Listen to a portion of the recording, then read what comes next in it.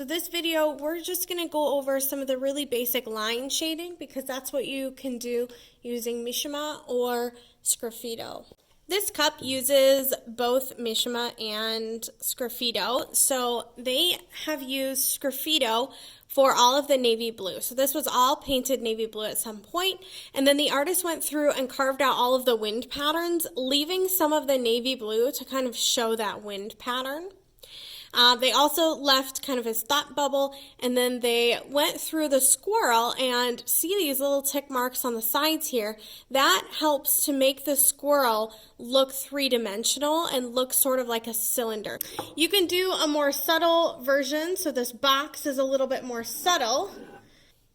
So instead of straight up Sgraffito, and some of the glaze kind of ran in there, I have used some line variations, so some thick lines to show kind of highlights and some thin lines to show low lights. And then I've gone through and added in some texture over here. You can see more at the top. There's more texture coming out here. You're not going to stop at just outlining things. You're going to be adding in those textural lines. So this is an activity we would do in class, but these are your textural directional lines, and you can use those with Sgraffito and Mishima. All right, the different types of lines that you can use are hatching, cross hatching, and then you can also use a little bit, it's called stippling, and I'll show you each technique here. So hatching is just directional lines. So it would be saying that in Mishima, your lines that are farther apart, and they're all going in the same direction, and I like to cover my whole thing with similar lines, and your lines that are farther apart are going to be your highlights, and your lines that are closer together are going to be your lowlights.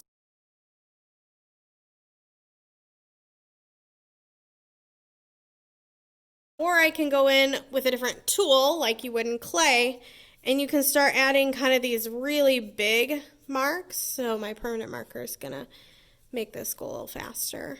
And as you get lighter, you're spreading your hatch marks out.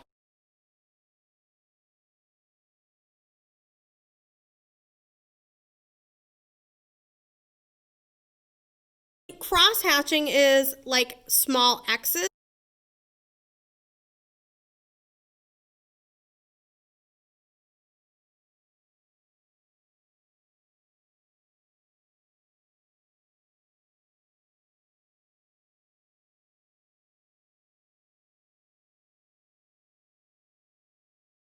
And cross-hatching creates this sort of basket weave pattern, but now I've got dark to light, dark to light. You can also use stippling, which would be, in clay, it's going to be kind of these little raindrops.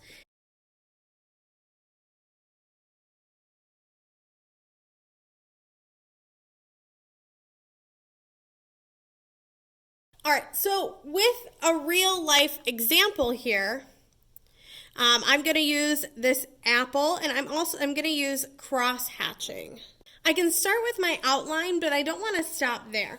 That's where a lot of people go wrong with Sgraffito and with Mishima, is that they kind of do the outline and then they're done, and then they're not really happy with it because they don't really feel like the imagery is as advanced as they would want it. So what you're going to do here, so I'm using hatching and cross hatching. Whenever you're using these, you should look at the object that you're trying to shade and go in the direction of that object. So in this case, I'm going to do all of my vertical hatches first. And I can see that the apple from here to here is curving around. So I'm curving around directional lines. Go in the direction that the apple is. Because it's round, all of my lines are going to be curved.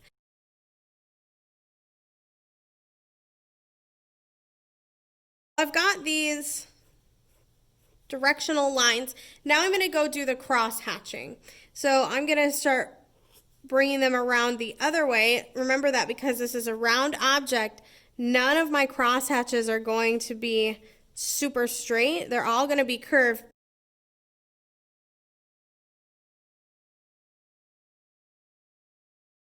I want you to try taking one object from your drawing that you're going to be putting on there and trying to use hatching or cross hatching to look at where the shadows are, look at where the highlights are, and figure out how are you going to use that. This is good whether you're using Mishima or Sgraffito, it doesn't matter. This is a really good exercise to do when you're working with line work